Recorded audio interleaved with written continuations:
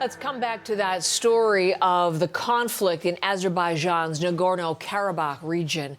Azerbaijan's military retook control of the disputed area last week. As we were mentioning, Armenian resistance fighters surrendered their weapons, and there are concerns now about ethnic cleansing. Let's bring in Briar Stewart from London. We know, Briar, there are thousands of refugees on the move here. What are the latest developments in the region? Well, yes, Heather, according to Armenian officials, more than 4,500 evacuees have left the disputed region.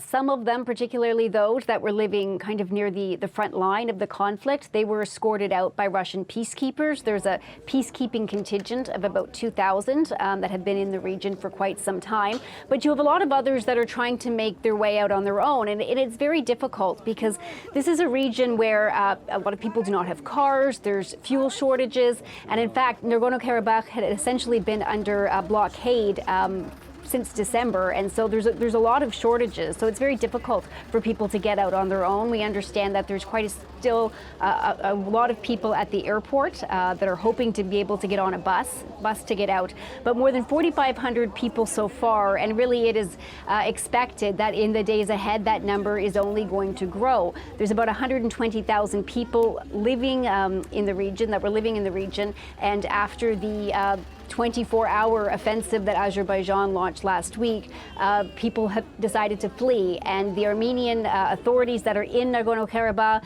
they say that they will basically stay in place until everybody who wants to leave is able to. What are the refugees saying, Briar, in terms of what's happening?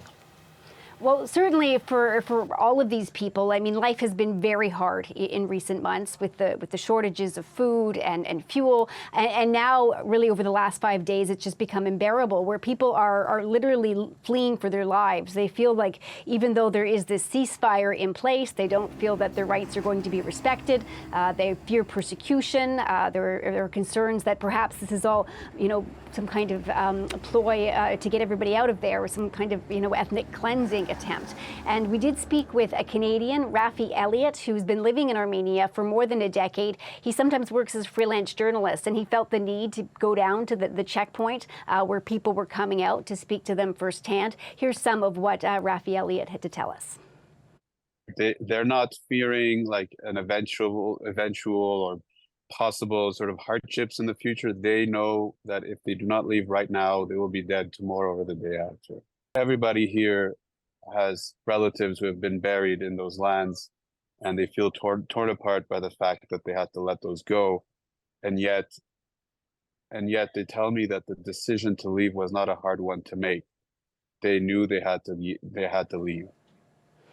Now, officials with the U.S. Agency for International Development are in Armenia, meeting with the government there, making sure that there are plans in place to handle this, this wave of refugees, evacuees that's really just going to keep growing. And at the same time, you have the president of Turkey who's meeting with the president of Azerbaijan today, because obviously this is a region where you have a lot of different nations kind of jostling for influence.